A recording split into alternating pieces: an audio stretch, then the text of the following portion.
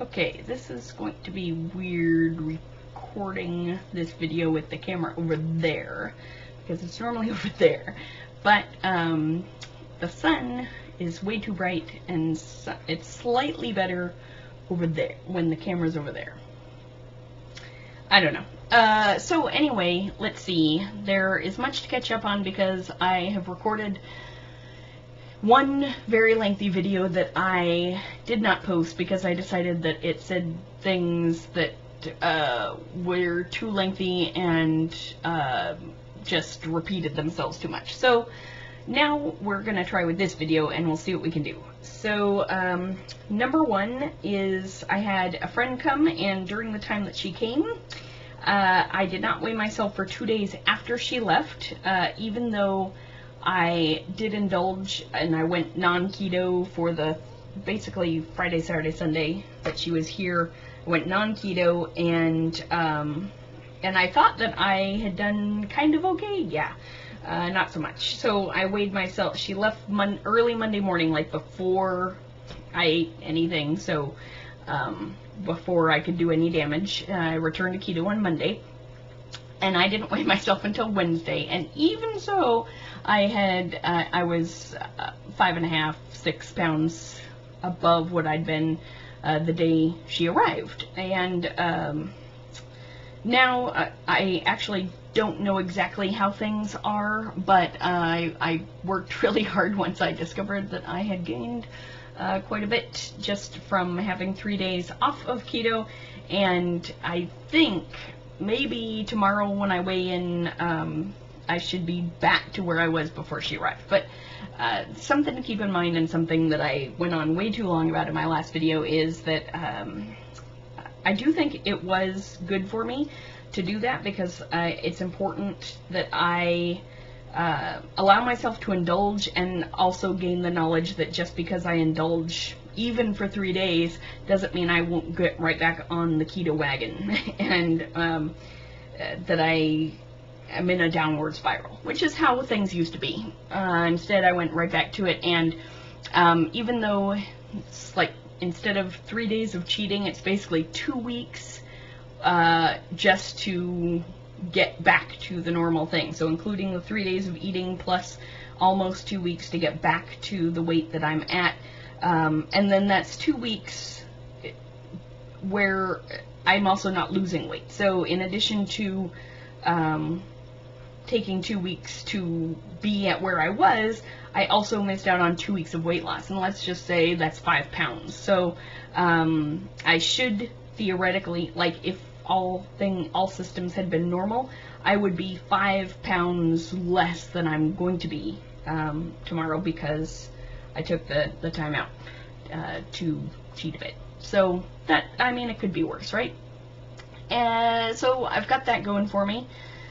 And hopefully, I mean, I don't even know, but yesterday morning I was a pound over, and I'm probably fine today, ish, or will be fine tomorrow, or something like that. So I got that going for me. The other thing, I achieved a, actually I just looked at normally I don't look at myself while I'm recording, but I just looked at myself. Sometimes I wear a tiara. There's no special occasion. I think, number one, I think women should wear tiaras more often, because that's a fine looking accessory right there. But also, well, that's mostly it. But also, as a single larger woman, very few people are going to make me feel special. So that's kind of up to me. So I sometimes wear a tiara, either because I feel special or in order to feel special. And some of you may be thinking special ed, but I like tiaras, so sometimes I wear them. I used to wear them every Tuesday to work. It was Tiara Tuesday, and actually at first my coworkers thought I was kind of eccentric, and actually they came to confirm that behavior, but they also came around and would look forward to my tiaras, because I had different tiaras that I wore. I didn't always wear a tiara on my head. Sometimes I wore a tiara on a t-shirt, or tiara on my socks, or some sort of a variation of a tiara. So it, you know, they came to look forward to it and appreciate my eccentricities. And so that was good. So so what I was going to say is that I achieved not a lifelong, but a since the 90s dream this weekend. I went to Roslyn, Washington, which is Sicily, Alaska, or the closest one can get.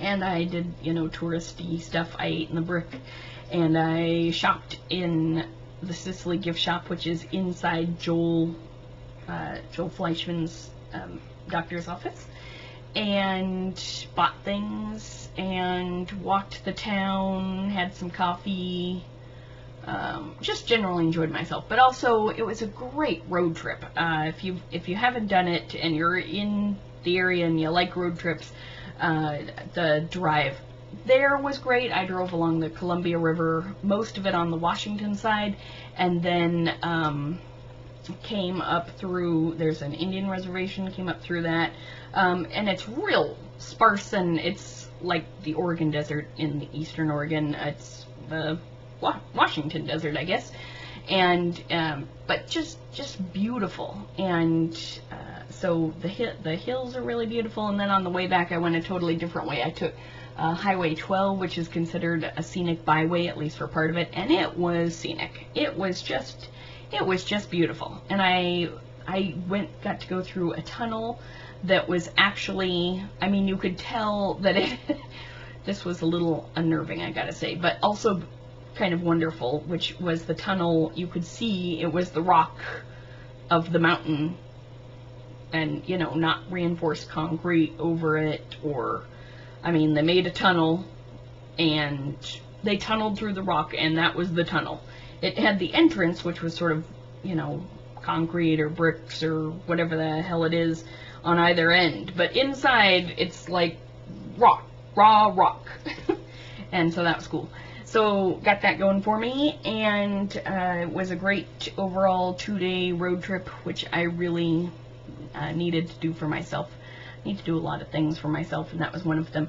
One of the things I did was download a couple of books to listen to on the way, you know, because I never know what mood I'm going to be in. So I started to listen to a Mark Greevy, I think, book, which he writes the Gray Man series, kind of a thriller thing.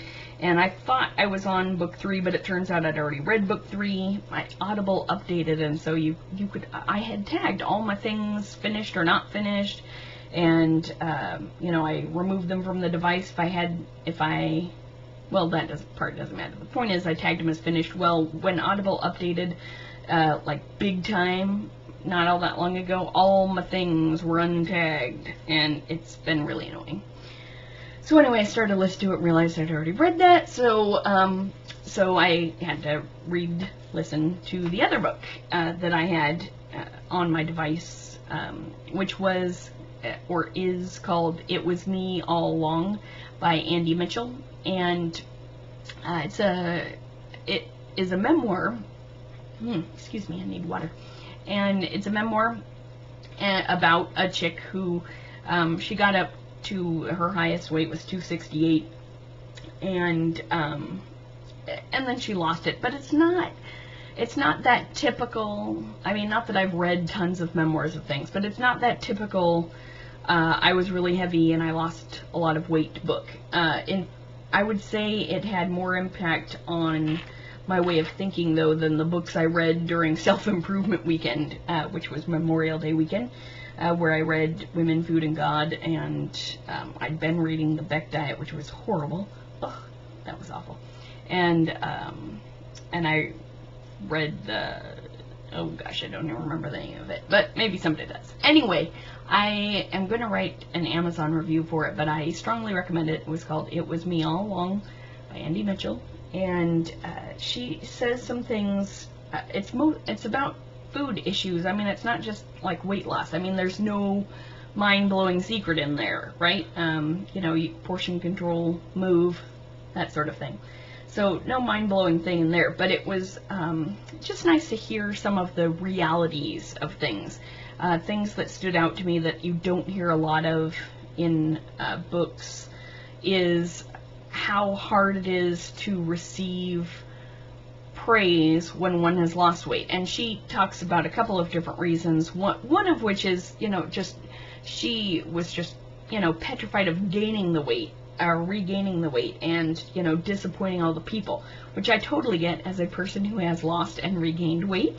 I totally get that. But one of the things that really hit home to me is something that is hard to talk about, or maybe hard for people to understand, but how hard it is to receive praise, in part because, well, the title kind of gets at it, even though she doesn't invoke this at the time when she's talking about it. She says it was me all along. I'm losing weight now, but I'm no better of a person than I was 40-ish pounds ago. And, I'm not gonna, I might be a little bit better version of myself internally by the time I have lost the weight that I need to lose, but that's mostly because time will have passed, and I will have learned more about myself going through this process and just life in general. Hopefully we all become better versions of ourselves when a significant amount of time has passed, especially if we've done something as big as, lose some chunk of weight. It doesn't even have to be I was going to say a big chunk of weight, but it doesn't have to be. It could be, 10 pounds is a big chunk of weight, frankly. When you've got 10 pounds to lose. Heck, I sort of do my weight goals in 10-pound increments. 10 pounds, it's not a piece of cake, literally. But she talks about that, which I just think is so important to realize, that sometimes it's hard to accept that praise, in part because you're like, what, you think I'm great now, but I wasn't 40, 50, however many pounds ago, because I was, and I am. I'm planning to lose more than another 50, another 100. If I'm praiseworthy in 50 pounds, I would say I'm praiseworthy now. Weight it's just weight. It's, I make these videos that focus on them, but I gotta say, it's not the focus of my life. My life is my life. So, it's real hard when the weight is the focus of the conversation, when in fact, my struggles with weight are a big part of my journey, but they shouldn't necessarily be a big part of my relationships with people. And certainly my weight affects relationships with people, but anyway, it's a struggle, and she gets at probably better than I'm doing here, and I like that. She also just kind of gets at that idea of she gets at something that a lot of other, formerly fat people don't get at, which is that she, again, goes back to the title, it was me all along. She does not see herself as separate from the child, or the fat child she was, or the fat young adult that she was.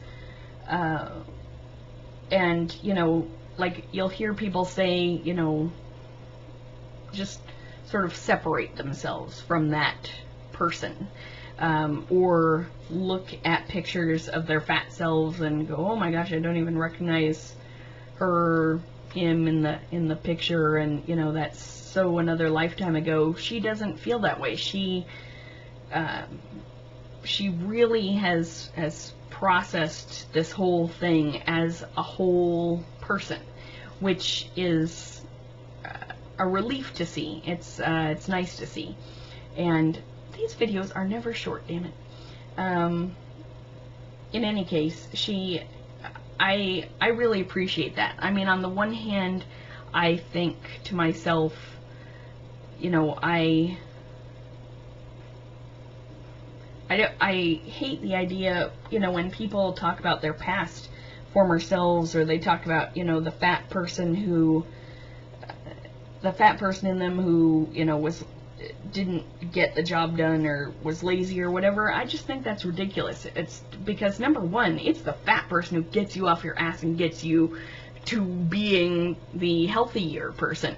The fat person has a lot more weight to carry, so it's even harder than when the weight is off. So number one, props to the fat version of ourselves, and number two, I want the strength of that fat person in me, and I want to embrace that. And I do find it, I mean, I've achieved healthy weight before and regained it, and I'm not a different person. I'm in a different shape, but I'm not a different person in any of my incarnations.